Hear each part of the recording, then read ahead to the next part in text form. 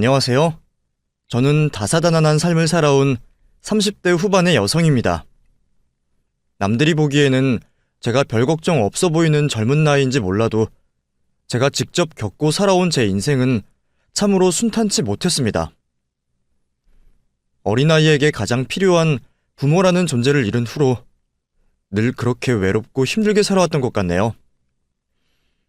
태어나는 것도 내 선택이 아니고 부모를 만나는 것도 내 의지가 아니라지만 저도 부모라는 울타리가 있으면 좋겠다 싶었던 날들이 너무나 많았습니다. 다른 사람들은 어찌 사는지 모르겠지만 부모가 없다는 건 가진 것 한 푼 없는 것보다 더 비참한 일이었어요. 부모가 없다 그러면 무시하고 괴롭혀도 되는 건지 저는 어릴 적부터 사람들에게 너무 많은 상처들을 받곤 했었습니다. 어찌 보면 가련하고 불쌍한 제 처지 탓에 저는 제 스스로를 너무 저평가하며 살았는지도 모르겠네요. 나는 가진 것도 잘난 것도 하나 없고 남들이 욕하면 그냥 바짝 엎드려야 하는 그런 존재라고 말이에요.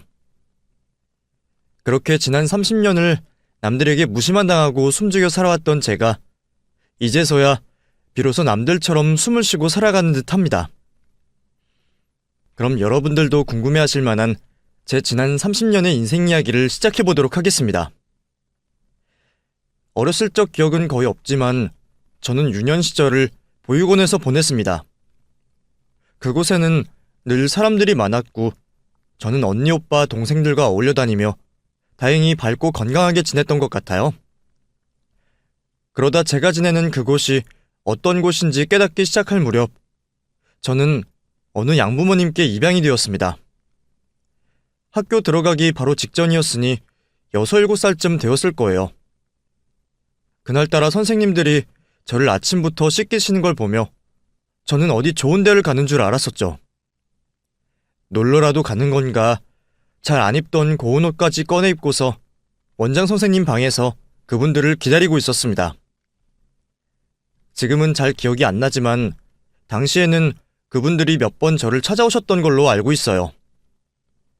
저를 진작 마음에 두시고 입양을 하시려고 계속 고민하셨다 하더라고요. 자궁암으로 아이를 갖지 못하셔서 오랫동안 힘들어하시던 두 분은 그렇게 저를 입양해 가셨고 그렇게 저는 그분들의 유일한 자식이 되었습니다. 양부모님이었지만 이전에 부모님 품을 느껴본 적 없었던 저는 그분들이 제 유일한 부모님이라 생각하며 자랐습니다. 입양을 하면서 양아버지 성을 따라 새 성도 얻었고 이민영에서 조민영이 된 저는 바뀐 이름처럼 그때부터 완전히 새 인생을 살게 될 거라 생각했죠. 제 양부모님은 두 분 다 바쁘게 일하시는 분들이셨고 남의 자식을 거둘 만큼 그리 넉넉한 집안은 아니었지만 다행히 새 식구 살기에 모자람은 없었습니다. 처음으로 내 방이 생겼고 잘 정리된 거실에서 가족들과 TV를 보게 되었어요. 그땐 나를 사랑해주시는 부모님과 가족이라는 울타리 안에 들어있다는 것이 무척이나 행복했어요. 보육원에서 지낼 때는 한 번도 느껴보지 못했던 그런 안정감이나 행복들을 느낄 수가 있었죠. 가족이 없던 저는 낯선 분들과 함께 지내는 게 어색하기도 했지만 저를 입양해주신 양부모님께 감사했고 그분들께 좋은 딸이 되고 싶었습니다. 그래서 저는 착한 딸이 되려 참 많이 노력했습니다. 떼쓰지 않고 투정 부리지 않고 부모님이 시키시는 일은 잘 해내려 노력했었죠. 그런 제 노력이 통했던 건지 부모님은 저를 계속 아껴주셨고 그럴수록 저는 더 잘할 수밖에 없었어요. 아무래도 저는 나이를 꽤 먹고서 입양이 되었기에 다른 아이들보다 더 눈치를 볼 수밖에 없었습니다.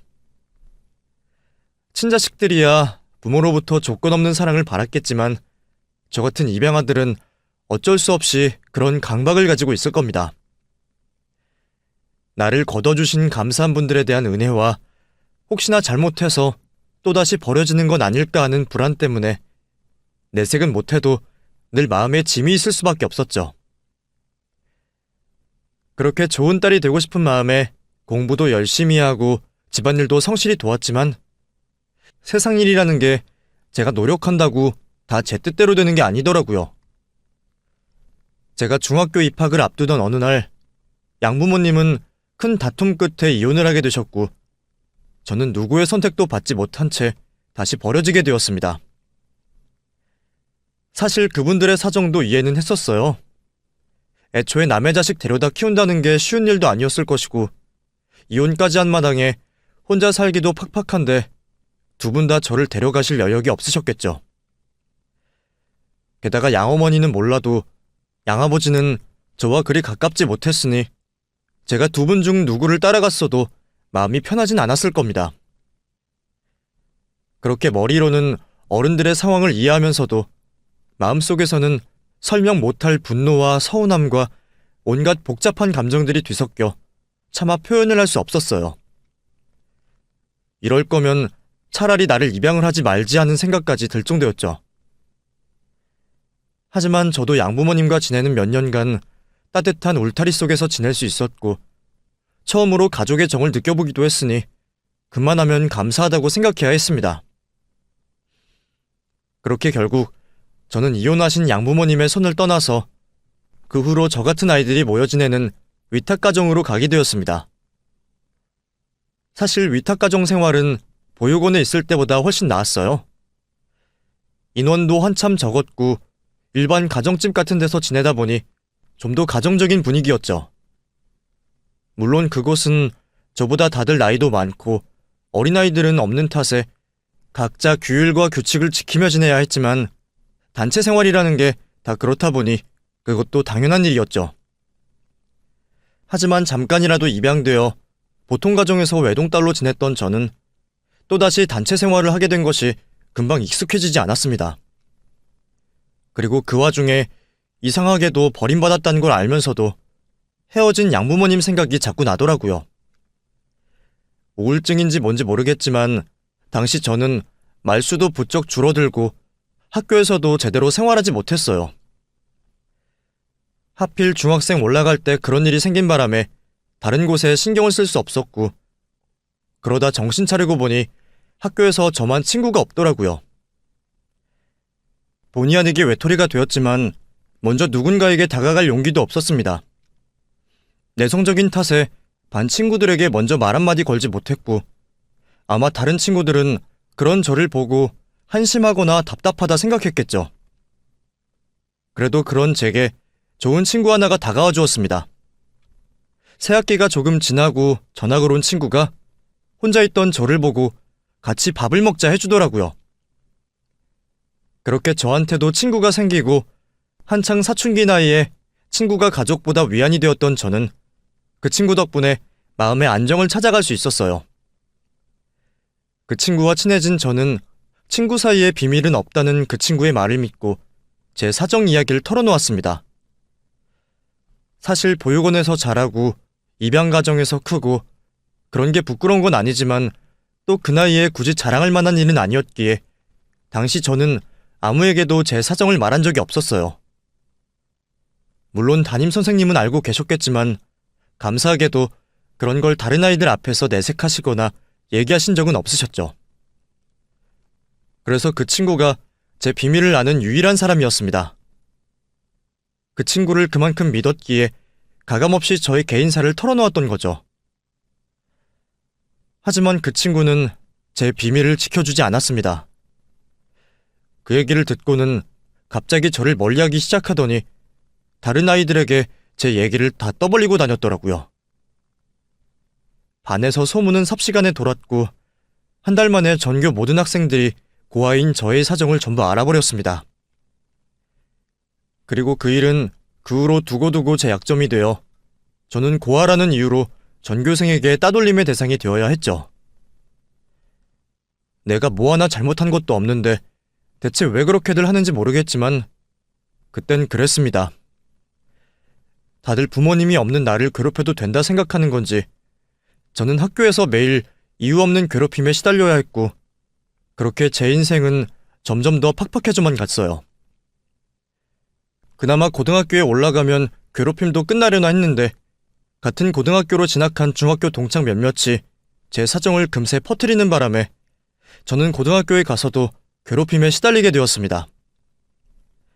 어쩜 아무도 나를 도와주는 사람이 없는 건지 저는 무심한 세상 속에 점점 더 힘들 수밖에 없었습니다. 그런데 딱 한 명 저를 도와주는 친구가 나타났습니다. 1학년 때 같은 반이었던 그 친구는 학교에서도 인기 많기로 소문난 친구였어요. 공부도 잘하고 모범적인 데다가 키도 크고 운동도 잘해서 남녀노소 가리지 않고 그 애를 싫어하는 사람이 없었어요. 선생님들도 예뻐하셔서 학교에서 선도부 일도 하고 봉사로 표창도 많이 받고 저와는 완전히 다른 세상의 사람이었습니다. 반장이었던 장훈이는 괴롭힘 당하는 저를 그냥 두고 보지 않았습니다. 장훈이가 제 대신 나서주고 화내준 덕분에 반 아이들은 대놓고 괴롭히는 게 없어졌지만 다른 반 아이들까지 막기에는 역부족이었죠. 급식 시간마다 또 무슨 괴롭힘을 당할까 끔찍했던 저를 위해 장훈이는 3년 내내 저와 같이 밥을 먹어주었습니다. 반이 달라져도 매번 점심시간 때마다 찾아와주고 시간 날 때마다 제 교실로 찾아와 아는 체를 해준 덕분에 반이 달라진 후에도 저를 괴롭히는 아이들이 점점 줄어들었어요. 그런 장훈이 때문에 저는 그나마 고등학교 3년을 버틸 수 있었습니다. 그 아이는 친구도 많고 공부하기도 바쁠 텐데 나 같은 걸 챙겨준다는 게 고맙기도 하고 잘 이해가 되지 않았죠. 나한테 뭘 바라는 게 있는 것도 아니고 나를 좋아하는 것도 아닐 텐데 말이에요. 저도 처음에는 그 친구가 저를 반장으로서 챙기는 거라 생각했었습니다. 반장이니까 그런 불의를 두고 볼 수 없는 거라고 말이에요. 하지만 3년 내내 저를 도와주는 그 아이를 보며 저는 어느 순간부터 그 친구를 나몰래 짝사랑하게 되었습니다.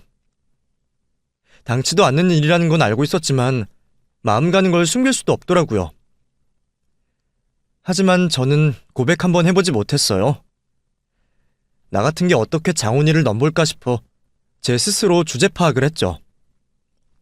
그리고 그저 오랫동안 좋은 친구로라도 남고 싶은 마음에 저는 제 마음을 숨기고 장훈이 옆에 남아 있었습니다.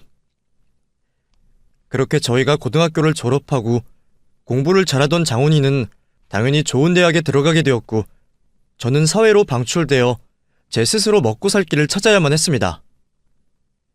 자립금으로 나오는 몇백만 원 남짓한 돈을 들고 자취생활을 시작해야 했죠.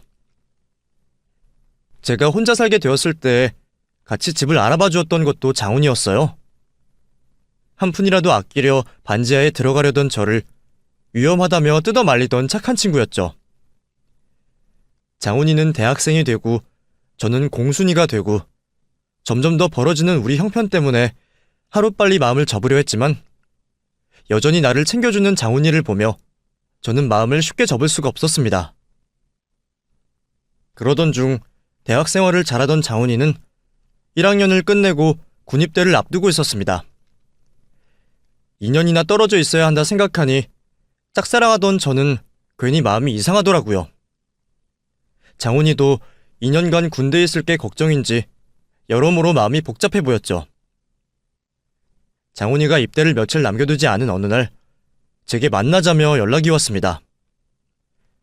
저는 마지막 인사를 하려나 하는 생각에 별 생각 없이 장훈이를 만나러 갔죠.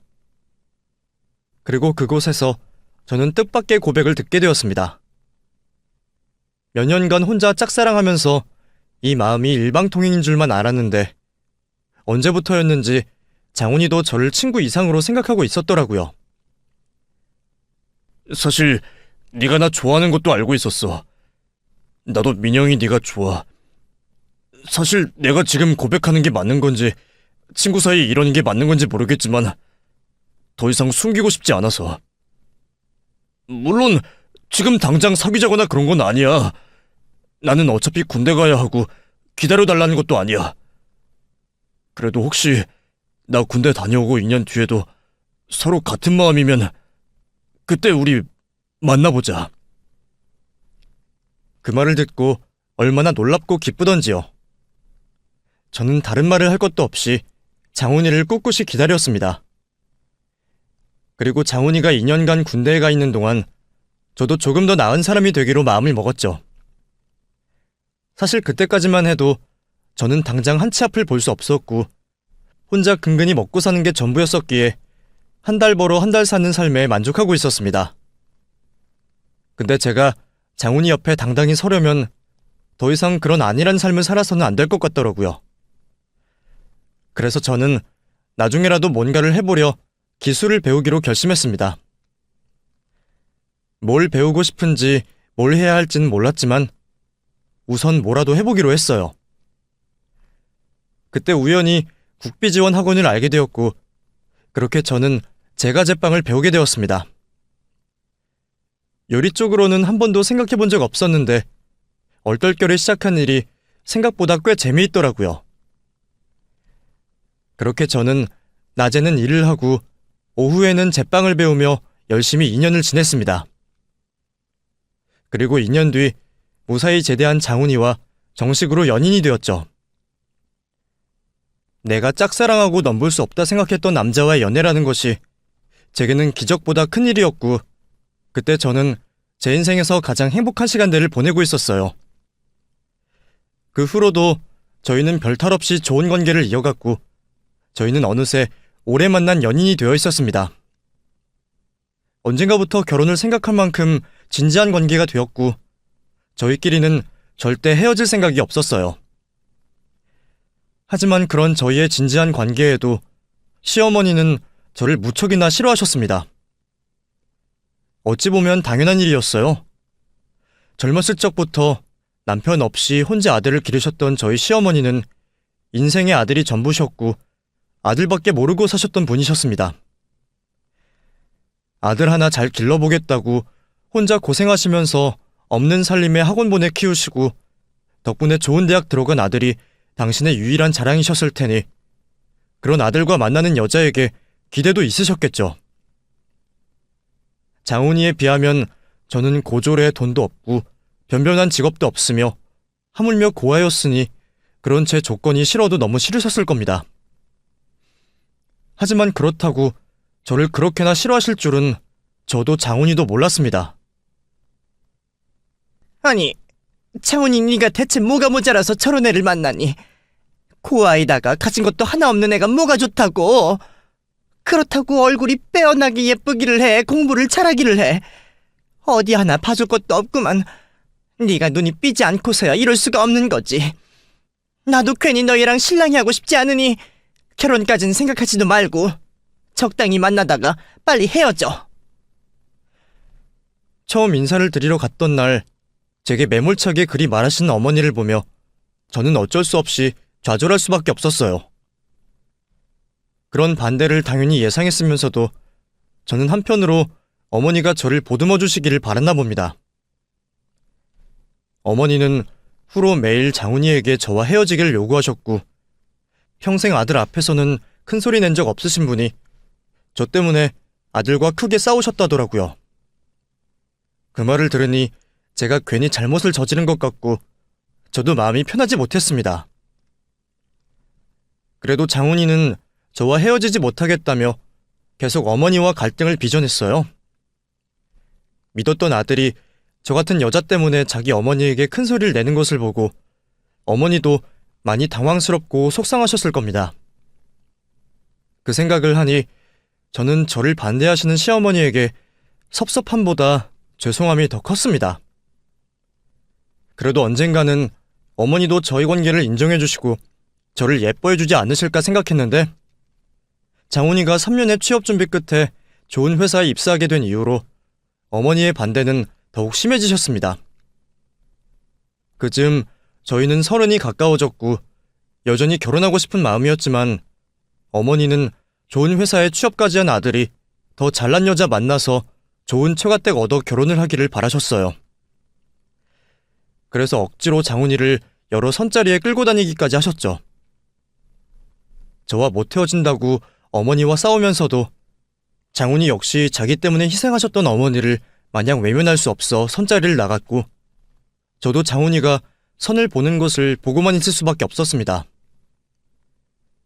그래도 나는 민영이 너밖에 없어. 선자리 나가서도 여자친구 있다고 말했어. 내가 계속 못 헤어지는 거 보시면 엄마도 언젠가 포기하시겠지. 우리 그때까지 조금만 참자. 나는 괜찮으니까 너무 신경 쓰지 마. 나도 어머니 마음에 들도록 노력해볼게. 그렇게 저희는 그렇게까지 반대하시는 시어머니의 마음을 돌리려 무척 애를 쓸 수밖에 없었습니다. 장훈이는 장훈이대로, 저는 저대로 어머니가 저희 사이를 인정해 주시길 바랐어요. 저는 어떻게든 어머니의 마음을 돌려보려 어머니가 바라시는 건 최대한 들어드리려 노력했습니다. 어머니가 제가 고졸이라서 마음에 안 드신다 하셔서 저는 고민 끝에 방통대에 들어가게 되었습니다. 저도 대학 공부에 대한 열망이 있었고 그때 어머니 덕분에 졸업장을 딴 건 지금도 다행이다 싶어요. 하지만 당시에는 일을 하면서 졸업장을 따는 일은 쉬운 일이 아니었습니다. 하필이면 그 중에서도 경영학과를 선택한 탓에 일하면서도 틈틈이 공부하여 4년 만에 방통대 졸업장을 땄었죠. 하지만 제가 대학 졸업장을 따도 어머니 눈에 들지 못했습니다. 어머님이 말씀하시는 건 다 노력해왔지만 제가 무슨 노력을 해도 어머니는 결국 저를 받아주지 않으셨습니다. 그런 어머니가 가장 문제 삼으셨던 건 결국 제가 고아라는 이유였어요. 엄마, 나도 엄마 없으면 고아야. 나도 아버지 없이 힘들게 살았는데 그럼 그게 내 탓이야? 엄마는 내가 아버지 없다고 무시당하고 산 것도 알고 엄마도 그런 소리 듣고 치를 떨도록 싫어했으면서 어떻게 민영이한테 그럴 수가 있어? 그럼 나도 반쪽짜리 고아 아니야? 너 무슨 말을 그렇게 하니? 내가 너 애비 없이 자랐다 소리 안 듣게 하려고 얼마나 노력했는데. 그래도 하나라도 있는 거랑 아주 없는 거랑 같으니? 그리고 나야말로 그 소리가 지긋지긋해서 고아 며느리 보기 싫은 거야. 남편 없이 자식 키운 것도 억울해 죽겠는데 며느리마저 천의 고아를 들이라 이거냐? 너야말로 네 엄마 생각은 요만큼도 안 하지. 장훈이는 그런 자신의 어머니를 이해하지 못했습니다. 누구나 고아가 될 수 있고 자기도 아버지 없이 자란 반쪽짜리 고아인데 어머니가 저한테만 매몰차게 하시는 게 많은 상처이고 실망이 되었나 보더라고요. 결국 어머니와 저희 사이의 의견은 좁혀지지 않았고 시간이 지날수록 저희도 많이 힘들어지며 저는 차라리 서로를 위해 헤어지는 게 맞지 않나 하는 생각까지 하게 되었어요. 저도 저였지만 저 때문에 어머니와 갈등을 빚고 힘들어하는 장훈이를 볼 때마다 내가 그 사람에게 못할 짓을 하는구나 자꾸 죄책감이 들었습니다. 그래서 제가 마지못해 몇 번이나 헤어지자고 말도 해봤지만 그때마다 장훈이는 저를 끝까지 붙잡아 주었어요. 민영아, 네가 많이 힘든 거 나도 알아. 근데 나도 너 없이는 못 살아. 제발 나 믿고 조금만 더 기다려주면 안 될까? 그 말에 저는 끝까지 장훈이를 기다려주게 되었고 저희는 결국 만난 지 10년 만에 결혼 허락을 받아낼 수 있었습니다. 아들이 노총각을 코앞에 두고도 다른 여자를 만나지 않겠다 하니 어머니 입장에서도 더 버티기 힘드셨나 봅니다. 그 긴 세월을 견디며 결혼까지 오기가 결코 쉽지 않았지만 어렵게 하게 된 결혼 덕분에 저는 너무나 행복했습니다. 그 후로 저희는 시어머니를 모시며 한 집에서 지내게 되었어요. 제 딴에는 어머니께 죄송스럽고 감사한 마음의 표시였고 어머니 입장에서는 그나마 저희 결혼을 허락하실 만한 이유였습니다. 하지만 그 후로 시집살이는 당연한 수순이었습니다. 저도 어머니가 저를 환대하지는 않으실 거라 알고 있었고 그 정도는 감수해야 한다 생각했어요. 저도 고생은 꽤 해봤기 때문에 살림 같은 건 전혀 힘들지 않았습니다. 다만 제가 아무리 노력하고 뭘 하더라도 마음에 들지 않아 하시는 시어머니의 태도와 막말들 때문에 마음이 힘들 수밖에 없었죠. 그런 얘기는 왜 들어도 익숙해지지 않는지 고아라서 배운 것 하나 없다며 사사건건 혼을 내시는 어머니를 보며 가끔은 내가 죽는 날까지 어머니 눈에 들지 못하겠다는 생각이 들어 암울해지기도 했습니다. 어머니와는 여전히 가까워지기 어려웠지만 그래도 남편은 정말로 저를 사랑해 주었습니다. 제가 시집살이 하게 된 게 마음에 쓰이는지 결혼을 하면서 제게 직접 가게를 차려주기도 했어요. 그때까지 저는 제가 제빵을 배운 후로 쭉 다른 가게 직원으로 일을 하고 있었는데 보통 경력을 쌓고 자기 가게를 차리는 다른 동료들에 비하면 저는 창업이 꽤 늦은 편이었어요. 그런 제게 남편이 그동안 열심히 모아온 돈으로 제 가게를 차려주었습니다. 그렇게 남편 덕분에 집 근처에서 작은 빵집을 운영하게 된 저는 매일 새벽같이 나가 가게를 열고 매일 열심히 빵을 구웠습니다. 다행히 오픈 초기에는 동네에 개인 빵집이 없던 탓에 장사는 꽤 잘 되곤 했어요. 오후 정도면 만들었던 빵이 거의 소진되었고 저는 남편보다 일찍 퇴근하여 밀린 집안일을 챙길 수 있었죠. 매일 살림과 가게를 돌보며 바쁘게 살았지만 저는 그래도 사랑하는 사람과 함께하는 인생이 행복했습니다. 언젠가 우리 아이를 낳아 더 행복해질 생각도 있었고요. 그렇게 제가 가정에 충실하며 열심히 일을 하던 중에 집에 계시던 어머니가 심심하신지 제 가게에 나오시기 시작하셨어요. 60세까지 열심히 일을 하셨던 어머니는 저희가 결혼을 하며 일을 그만두셨고 저희가 드리는 용돈으로 생활을 하셨습니다. 내가 여태 고생한 게 있는데 이 나이에는 좀 쉬어야지. 앞으로 내 생활비는 전부 니들이 책임져야 하는 거다. 그러니까 너도 가게 동땡이 부리지 말고 잘해. 어머니는 점심쯤 나오셔서 가게 빵으로 식사도 하시고 차 한잔 하시면서 훈수도 두고 그러셨죠. 처음에는 어머니가 많이 심심하신가 보다 싶어 안쓰러운 생각마저 들었는데 제가 걱정해야 할 게 그게 아니었어요. 어느 날부터 제 가게 주인 행세를 하시는 시어머니 때문에 저는 골머리를 썩을 수밖에 없었습니다. 어머니는 좁은 가게로 친구들을 부르셔서 계산도 없이 빵과 음료들을 꺼내 드셨고 시끄럽게 떠드시면서 다른 손님들을 쫓아내곤 하셨습니다.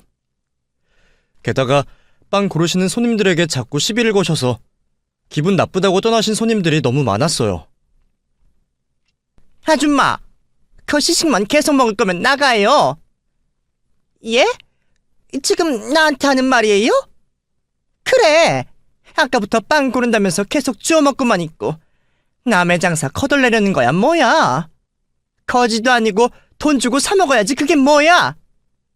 어머, 내가 몇 개나 먹었다고 그래요? 맛을 봐야 빵을 사지. 내가 여기 가게 빵 사준 게 얼만데 거지라고? 아줌마가 사장이에요? 그래, 내가 사장이다. 무슨 가게가 있다위야. 나 참 더럽고 치사해서 다시 놓아봐라. 동네 장사는 손님 상대하는 게 구할인데 그렇게 오는 손님마다 쫓아내시는 시어머니 때문에 저희 가게 매출은 점점 떨어져 가게 되었습니다. 안 그래도 주변에 새로운 빵집이 생겨서 매출을 걱정하던 중에 어머니의 만행은 결정타였어요. 결국 저는 참다 못해 시어머니께 사정을 하게 되었죠.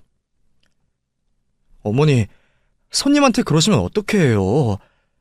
그리고 제가 사장인데 자꾸 사장이라고 하시면 좀 곤란해요, 어머니.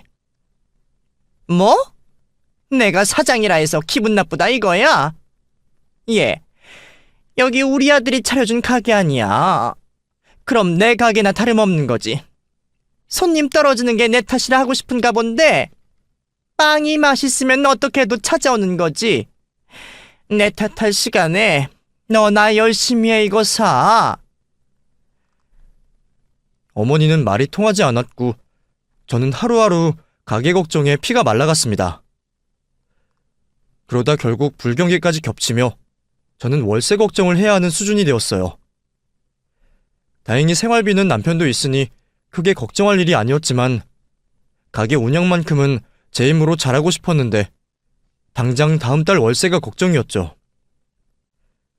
그래서 어쩔 수 없이 저는 건물 주인에게 사정을 해볼 수밖에 없었습니다. 솔직히 시세보다 싼 가격에 들어온 탓에 저는 반신반의했었습니다. 사정을 못 봐주겠다고 하면 어쩔 수 없다 치고 대출이라도 알아볼까 생각하고 있었거든요. 그런데 다행히 건물 주인이 제 사정을 안타까워하시며 이해를 해주시더라고요. 아유, 사정이 어려우면 진작 말을 하지. 내가 몇 달치 월세 안 받을 테니까 급한 불부터 꺼요. 예? 아예 안 받으시면 안 되죠. 밀린 월세는 제가 어떻게든 천천히 갚을 테니까 조금만 기다려주세요. 젊은 사람이 열심히 산다는데 여유 있는 사람이 도와야지. 안 그래도 요즘 다들 힘들다 그러지 않아요? 이럴수록 서로 도우면서 사는 거예요. 내가 나이가 들었는지 요즘 건물 청소하러도 한 번 못 가고 그 집 빵 한 번 못 팔아준 게 괜히 미안하네. 그동안 꼬박꼬박 월세 내준 거 고마워서 내가 편히 봐주는 거니까 부담 갖지 말고 형편 나아지면 줘요. 요즘 이런 분들도 있구나 싶어서 얼마나 감사했는지 몰라요. 그렇게 저는 덕분에 위기를 넘길 수 있었고 간신히 폐업을 면하게 되었습니다. 그 후로 저는 감사한 마음에 더 열심히 장사를 할 수밖에 없었어요. 어머니도 간청드려서 제발 가게에 나오지 마셔달라 부탁드렸고 덕분에 그 후로 저는 조금 마음의 여유를 얻을 수 있었습니다. 그리고 얼마 뒤 제 가게가 걱정되어 찾아오신 주인 사장님을 뵙게 되었죠. 아유, 내가 자주 와봐야 하는데 집이 멀어서 쉽지가 않았네요. 어째 요즘에는 가게가 좀 돼요? 덕분에요. 폐업까지 생각했는데 사정 봐주셔서 다시 열심히 해보고 있어요. 정말 감사드려요. 나한테 감사할 게 뭐가 있어? 다 아가씨가 열심히 해서 그런 거지. 오늘은 나도 빵 좀 사가려고요. 여기 맛있는 게 뭐가 있어요? 아, 어쩜 하나같이 다 맛있어 보이네. 이거 계산해주세요. 아니에요. 계산이라뇨. 저 사장님한테 돈 못 받아요. 밀린 월세 이자만 해도 이걸로는 택도 없을 텐데요. 고르신 빵은 들고 가시고 오신 김에 저랑 차라도 한잔 하고 가세요. 제가 너무 감사해서 꼭 인사드리고 싶었어요. 아, 젊은 사람이 이렇게 잘해주니까 기분이 좋네. 나 심심하면 종종 와도 돼요? 당연하죠. 저도 혼자 장사하느라 심심한데 오셔서 시식이라도 해주세요. 그날 이후 저희는 부쩍 친해지게 되었습니다. 생각보다 대화도 잘 통하고 혼자 사시는 주인 사장님이 많이 심심하신 것 같아서 오실 때마다 빵도 대접하고 대화를 나누었죠. 사장님은 정말 좋으신 분이셨습니다. 제가 딸 같다며 잘해주시는 것도 감사했고 별것 아닌 것도 칭찬해주시고 저한테 다정한 말을 해주시는 걸 들으니 저도 자꾸만 딴 생각이 들더라고요. 이분이 우리 엄마였으면 좋을 만큼 저는 그 건물주 사장님이 무척이나 가깝게 느껴졌습니다. 그 후로 평화로운 날들이 흘렀고 어느 날 믿을 수 없는 일이 벌어지고 말았습니다. 출장을 간다던 남편이 영영 집에 돌아오지 않았죠. 남편은 원래 심장 쪽이 좋지 못해서 꾸준히 병원을 다녔어요. 아버님도 심근경색으로 돌아가셨거든요. 그래서 그동안 고혈압 관리도 하고 정기검진도 꾸준히 받아왔는데 그렇게 하루아침에 시아버지와 똑같이 죽게 될 줄은 아무도 몰랐습니다. 갑작스러운 남편의 사망 소식에 저와 어머니는 혼비백산했고 남편이 실려간 병원으로 쫓아가게 되었죠. 그리고 그곳에서 저는 차가운 남편의 시신을 마주하게 되었습니다. 분명 잘 다녀오라며 인사를 하고 보냈는데 그런 모습으로 돌아올 줄 몰랐습니다. 차라리 사고였다면 수술이라도 하고 희망이라도 빌어봤을 텐데 아무런 희망을 가질 수도 없었던 저희는 결국 남편의 장례를 준비할 수밖에 없었습니다. 이미 벌어진 일이었고 돌이킬 수 있는 일도 아니었지만 그때 저는 그 모든 것들이 이해되지도 않았고 현실로 받아들여지지 않았습니다. 마치 전부 꿈인 것처럼 당장이라도 깨어날 수 있을 것 같더라고요. 옆에서 어머니가 통곡을 하셔도 남편 영정사진을 준비하고 상복을 입고 장례를 치르는데도 저는 도저히 남편이 죽었다는 게 믿어지지 않았습니다. 고등학교 3년, 연애 10년에 결혼 생활이 겨우 3년이었습니다. 남편이 차려준 가게 자리 잡고 곧 아이도 낳자 약속하고 있었는데 그 약속을 지키지도 못하고 남편이 먼저 떠날 것은 생각해 본 적이 없었어요. 어머니도 당황스러우셨을 겁니다. 그렇게 애지중지 키우고 아까워서 저한테 주기 싫었던 아들이 너무 어린 나이에 세상을 뜨게 되었으니 말입니다. 이제 겨우 35살, 너무 아까운 나이에 떠났기에 누가 봐도 안타깝고 서글픈 일이었을 겁니다. 그래서 그 슬픔을 남의 탓으로 돌리고 싶으셨을지도 모르죠. 우리 아들 살려내라 이거사. 우리 아들 살려내. 너 말고 좋은 여자 만나서 있는 집에 장가 갔으면 그 고생 안 하고 살 수도 있었는데 우리 아들이 생고생한다고 하다가 그렇게 된 거 아니야. 네가 돈이라도 잘 벌었어 봐라. 우리 아들이 살아있지. 죄송해요. 죄송해요, 어머니. 그게 제 탓이 아니라는 건 저도 알지만 그때는 저도 남편의 죽음이 전부 제 탓인 것만 같더라고요. 어머니 말씀대로 차라리 내가 남편을 욕심내지 않았더라면, 남편이 정말 더 좋은 여자 만났더라면, 그러면 우리 가게 매출 걱정하지 않고 일도 덜 했을지. 어머니는 제 탓을 했고 저도 제 탓을 할 수밖에 없었습니다. 가슴이 아팠던 저는 장례 기간 내내 너무 힘들어 물 한 모금 마시지 못했고 밥 한 술 뜨지 못했습니다. 겨우 이틀 굶었는데도 너무 울어서 그런지 충격을 많이 받아서 그런지 기력도 없고 당장이라도 쓰러질 것 같더라고요. 남편 발인을 해야 하는데 이러다 쓰러지면 어쩌나 싶어서 저는 어머니가 드시다가 남겨두신 편육을 집어먹었습니다. 그게 맛있어 보여서 먹었겠나요? 어떻게든 끝까지 폐를 끼치면 안 된다는 생각에 살려고 먹었던 것뿐이죠. 하지만 어머니 눈에는 그게 찢어 죽일 만큼 미우셨던 모양입니다. 제가 억지로 편육을 씹어 삼키는 걸 보고 제 머리채를 잡으시더라고요. 인연이 미쳤나? 네가 지금 입맛이 돌아? 남편 잡아먹고 그게 넘어가냐? 아, 어머니, 놔주세요. 놔주세요. 저는 편육을 먹는다고 화가 난 시어머니 손에 머리털이 한 움큼 뽑힐 만큼 시달려야만 했습니다. 평소라면 저도 체력으로는 어머니 정도는 이길 수 있을 텐데 그때는 기력이 없어서 그런지 도와달라 소리치지도 못하겠더라고요. 근데 그때 누군가 달려와 제게서 시어머니를 떼내주셨습니다. 그리고 몸을 날려 시어머니를 바닥으로 패대기 치시더라고요. 그건 바로 건물주 사장님이셨습니다. 이게 지금 뭐 하는 짓이에요? 당신이 뭐라고 사람 머리채를 잡아? 당신은 뭐야? 가족 아니면 빠져. 나의 시엄마야. 내 아들 잡아먹은 년한테 이 정도 해도 되는 거라고. 뭐? 시엄마? 나도 이 사람 가족이다.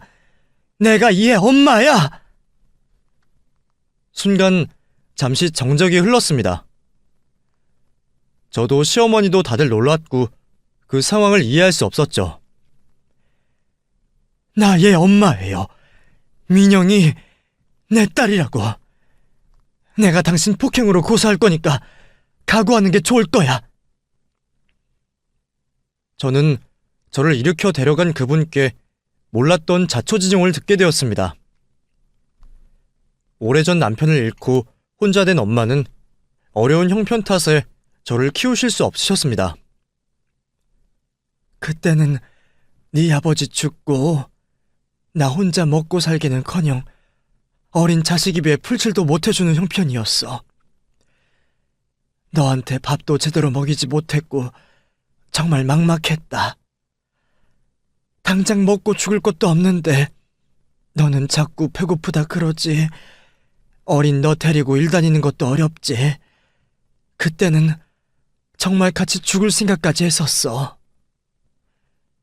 근데 엄마가 그러면 안 되는 거잖니.